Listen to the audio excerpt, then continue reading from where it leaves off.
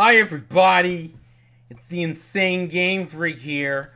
So, I've been pretty addicted to Xenoblade Chronicles 2. I have over 200 hours in the game, and I beat the game like probably almost 100 hours ago, probably. Oh no, it's actually, no, I'm lying. It was like over 100 hours ago. Like at this point, I think I've beaten it. I've played the game almost twice as long, and I haven't even touched New Game Plus yet. I've just been doing a whole bunch of side missions and collecting rare blades and being obsessive about dumb shit that doesn't matter. But I love this fucking game so goddamn much that I can't put it down. It's a problem. Help me. Help me. Help me. Okay, look, anyways. So with all this playing I've been doing of the game, I figured it was probably about time to kind of do a video on it other than the obvious review that I did earlier. And I was racking my brain about what would I do the video on. And the one thing that kind of stuck out in my mind and kind of one of the selling points for Xenoblade Chronicles 2 is the blade system. You can get these rare blades and they can add tremendous power to your party, but they're also their own characters. They have their personalities, things they like and dislike, and things that and they're just more fleshed out. And it made the game kind of this weird Pokemon vibe to it. But with that comes considering most of these rare blades can go to any driver they get pulled on, it brought up the question, well, what blades canonically would go with which drivers? Now, because there's not a lot to go off of, I'm going to try to avoid spoiling most of their blade stories as I can. But realistically, there's only so much I'm going to be doing. There's only so much I can do. But the idea for this for these videos, this series of videos, is to take each of the rare blades and figure out which driver would they end up with. Like, which driver canonically would they go with? Now, obviously, we have some blades that already canonically go with drivers. For example, Pyra, Mithra, Dromark, Poppies in all her different forms, Pandoria, Bridget, and then you even have some extra cases, which are other characters that won't be on this list because these aren't, they already have their drivers, there's no point mentioning them. There are also some you get through the story that canonically would only go to a particular driver. So that means a Gion, Rock, and I believe Harold. Those three also won't be on these lists because they already have their canonical driver.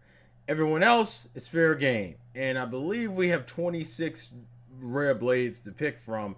But I don't want to do every rare blade in one video. So I'm going to split this up and I'll probably do like around 5 rare blades per video and kind of go from there. And hopefully the videos won't be too long. If you guys want me to do less and expand upon it more, we'll see what happens. Kind of just want to see how this first video does. So without further ado, let's address our first 5 blades and figure out who their canonical drivers will be. So the first blade on the list is Dahlia. Now Dahlia is actually a pretty funny one to start with because Dahlia had a bunch of fucking controversy the moment she was revealed. Not even the moment we got our hands in the game and people found her. The moment she was fucking revealed. And why? Well, she's a giant, busty ice snow bunny that had the body of a fucking goddess, and bitches were like, yo, this is sexist, this is objectification, this is some fuck shit, we don't want to deal with her. Which is funny because if you play the game, Dahlia doesn't even play up her sexiness at all. Hell, in the English version, she has like a country or southern belle accent. Like, how sexy is that? And I'm from the fucking South telling you this. Granted, this is not even the fucking point, but just kind of giving you some backdrop. Now, the general idea behind Dahlia's character, the major gimmick per se, is that she's a woman who loves beauty. Beauty in people, beauty in nature. She's a woman of beauty who appreciates beauty. Now, I wouldn't say she has an inherently deep blade quest or heart-to-hearts, but she's more, that means more than people would think. When I say beauty, ironically enough, it's not as shallow as it seems when I say that. But you'll appreciate it more if you've done her blade quest or done her heart-to-hearts. You would know how her personality rocks and what I mean when I say these things. But with that being stated, and just knowing that as a base, what driver would she go with? Now, unfortunately, because a lot of these blades only have the heart-to-hearts, and there are small bits of dialogue in the game that give you some ideas of personality, because some of the blades actually have like interchangeable dialogue with each other. Like I think, and if you have Dagus and Agate out, they'll actually talk to each other, which is a really cool detail, but that's a minor thing. So the main thing I gotta go off of in terms of how to figure out what driver they would end up with canonically is based off of their blade quests and their heart-to-hearts, and who they're interacting with and their personality that shines through those quests. So for Dahlia's situation, because hers is more focused on her ideology, it's kind of hard to figure out what blade, what driver she's meant to go with. And obviously these aren't the be all end all, so you guys can come up with your own suggestions and reasonings in the comment section below. I heavily encourage it actually. I had to sit there for a second and rack my brain. I figured initially that it would have to be a girl driver, so it had to either be Morag or Nia, because it doesn't really make any fucking sense for her to be with the boys, right? Well, actually, ironically, no. Rex would make sense because Rex's whole plot throughout the game is fighting for Elysium. He loves the world he currently lives in, and he doesn't want to see it die and be destroyed. He's a man who appreciates the beauty of not only human beings and life, but also just the beauty in nature, which correlates with Dahlia's mindset. Zeke makes sense because of his weird connection with her, and actually going into it, that's what ultimately made me pick Zeke as her canonical driver, and let me explain why. If you haven't done a blade quest, this is a little bit of spoilers, but not a lot. Her blade quest takes place in Tantal. Tantal is where Zeke is home from, and Tantal is also a frozen ice-based titan, which once again is where Zeke is from. And if you also do her blade quest, you'll notice that Zeke has the most interactions with her throughout the blade quest. And I would honestly say it makes them, I think it works because of that weird, it shouldn't work but it works kind of thing. Also, I don't want to get into Zeke spoilers, but I just say Zeke, the kind of person Zeke is, it doesn't really surprise me that he would still have aspects to his character that Dahlia would be interested in, because Zeke is a man who cares about people. Through his goofiness and his ridiculousness, you may not be able to tell sometimes, but Zeke is a man who gives a lot of a fuck about people. And Dahlia loves humans. I don't think she has any issues with humans. So it's one of those things where it doesn't look like they would get along, but I think after watching the cutscenes for her blade quest with her and Zeke interacting, that it totally works. So I honestly would say Dahlia goes with Zeke. So, moving right along, the next blade up on the list is Zenobia. Now Zenobia, for those who don't know, is a blade who obsessed with fighting. That's her general character gimmick. She loves to fight. She loves fighting strong enemies. That's really the core of her character. She's very brash and upfront. She don't give a damn about any of this shit. She's just like, look, if I can fight some strong dudes, I'm totally in. That's an automatic sell for her. So it's really hard for her to figure out what her driver would be, her canonical driver, because there's not a lot to Zenobia even in her quest. And that's unfortunately the case with a few other blades that, like, their quests don't give you enough information. And Zenobia's entire quest line, which isn't really a spoiler because her personality is this from the get-go, she just wants to fight a bunch of strong fucking monsters. That's literally the general gist of her quest. She wants to fight a bunch of strong monsters. Now, is there something to be learned at the end of her quest? Yes, so there is something to look forward to. But in terms of giving you a clue of who she would end up with, there's not a lot. There's actually only really two things. There's only really one thing that gives you a hint, and it leaves you two options in terms of blade choices. And that is her heart-to-heart. Her heart-to-heart she has with Mithra is the only hint you can get to, oh, and a lot of you are probably thinking, well, that means you're going to pick Rex, right? Well, the other person I could easily pick is Morag. And some of you would ask why. Well, it's also because Morag and Mithra also have a heart-to-heart, ironically in the same general area. I mean, it's not like the exact area, same area, but it's in that same general field, which I find kind of ironic.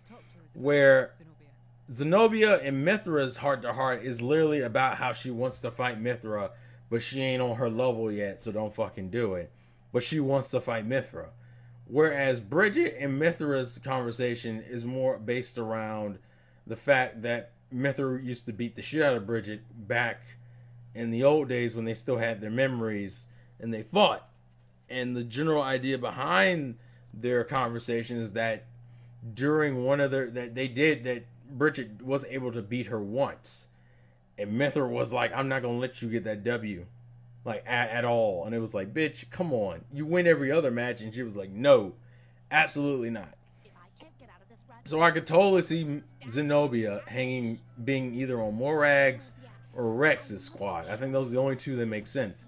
And for me, I'm going with Rex because of two reasons. One, because she has a rivalry with Mithra, and it makes more sense for Zenobia to be around Mithra for that rivalry to flourish than to be with Morag. I also think that Rex's lifestyle works a lot better for Zenobia than Morag. Morag is a part of a fucking military nation. She is very strict and very hardened. And granted, it's not like Zenobia isn't disciplined, but Zenobia is definitely on the wild and free style. You can tell that just based on her element. She's a windblade. Windblades aren't known for being fucking strict and hardened. They're known for being wild and carefree. And that's exactly what her personality is. Also, because I think there'd be a lot more room for development there. Like, I think Rex would be the one to kind of show her that, look, fighting is cool and all. Also, because I think Rex's personality would get him into trouble and into more fights with high-level enemies than Morag would. Morag kind of just would do things by the book for the most part. I think Rex would get into more fights with the kind of enemies that she wants to deal with. And she gets to constantly study up on Mithra, you know, in the field. So she's also preparing to fight Mithra while also fighting these strong enemies she likes. And I think Rex could show her that, look, there's more life than just fighting strong dudes. You can always take a break and chill. So that's why I believe Zenobia would go to Rex. Moving on, we're technically gonna, you know what? I was gonna say we're killing two birds with one stone, which is a pun because the next person we're addressing is Finch. Finch is the bird blade that we saw in that Xenoblade 2 direct a while back. And once again, Finch is also the part of another subsection of blades that we're gonna have problems with going down this list. Finch's side quest and heart-to-heart is more based around her interactions with Tora. And yes, I said her because Finch is a girl. People forget this because it's not really made as expressively clear as it needs to be, but Finch is actually a girl. But Finch's interactions are primarily with Tora, which is a problem because Tora can't get blades because he's not a driver. So in any other situation, I would lean... And this is the problem because Tora can't get blades because he's not a real driver. So normally, based off of just off of the blade quest and the heart-to-hearts, I would assume, okay, well then Tora's definitely got to get Finch, but because technically he could never get Finch, that brings up the question, well, who the hell Finch would go to? Now, Finch's main gimmick is that she's a bird brain, meaning she has terrible fucking memory and she can't remember shit. She's probably one of the more gag-oriented blades. She's cute as fuck and adorable and has a generally nice attitude because, let's be real here, when you forget everybody's name and forget what the fuck you're doing half the time, if you're not cute, you're not gonna get away with this shit. Like, ugly motherfuckers who have amnesia don't get no love. That's a sad truth of the world. Take that lesson to heart, kids. If you're ugly, don't get amnesia. That's a terrible fucking... That's fucking garbage. Don't ever listen to me. I'm fucking garbage. Anyways, because of the nature of her gimmick being that she forgets shit and she doesn't really remember anything, it's kind of hard in that her interactions with the main cast is more revolved around Tora, a character I can't even put on this list for a suitable driver. Then brings up the question, who the fuck would she canonically go to? And I think I had to be realistic with myself and go, she probably goes with Nia. And some of you might ask, why specifically Nia? There's not a lot of evidence to really go towards anybody, to be fair. So honestly, I wouldn't surprise me if some of you guys had different choices for her, specifically in the comment section. But I think Nia, I know it'll be hard for some people to believe because Nia is known for being a hard ass and a smart ass. But if I notice that Nia seems to be a lot more patient with blades or people who are like kids. Like she has that weird maternal thing where she's a lot more forgiving on you if you're young and impressionable versus you being like a complete piece of shit or someone older. That's why she gives Zeke so much shit but kind of gives Poppy a pass. She doesn't really shit talk Poppy at all. She's the only character that she doesn't shit talk. And I think it's primarily because of the age bias. And I think of all the characters, I think the only two people who would be the most willing to babysit Finch and her fuckery would be Nia and Rex. And I think Nia just works better because of her being a young bird and being kind of innocent and naive. I think that would work for Nia more than Rex. Although it wouldn't surprise me if they did it with Rex too. But I would lean towards Nia being her guardian or her cannon blade driver. That's not how that line goes. It should have been canonical driver. That's not important. Move on, damn it, move on. Moving right along, we're going to go into another blade, which actually kind of further supports the reason why I believe Nia was the right choice for Finch. And I would also say Nia is the right choice for Elektra. Elektra, I also think would go to Nia because Nia, and here's the thing about like Elektra is kind of like a fucking shotgun based kind of character in the sense that she's a character whose major gimmick is that she is insanely fucking strong, but the problem is she can't control her own power. So the issue becomes with her Blade Quest and her Heart to Hearts is her trying to figure out how to control her power and not hurt anybody, and it's pretty fucking adorable. Once again, there's not side note, Elektra was like one of the first rare blades I got. She was also one of the first rare blade quests I ended up starting on accident because I didn't know how to trigger it. The reason why I would say Elektra would also go to Nia is because Elektra is also kind of like that young, naive baby blade who has her little issues, and surprisingly Nia is pretty tolerant of Elektra in the beginning. There's only that one scene in the beginning where she accidentally zaps a child and then Nia's trying to comfort her, which she succeeds, but then fucking Elektra runs up to hug Nia and accidentally shocks the shit out of her and then runs away because she feels bad. And then when they catch up with her, Nia has to be like, look, you're fine. Everything's fine. And Nia is known throughout the game to be kind of a hard ass, so it's kind of surprising that she's that fucking soft and welcoming to anybody, let alone a baby blade like Elektra, who's fucking adorable as shit. You got the little cute fang and everything. Fucking fan art for days, bruh. She's cute. Besides the point. The point I'm making is I think that's another blade situation where it makes the most sense to give her to Nia.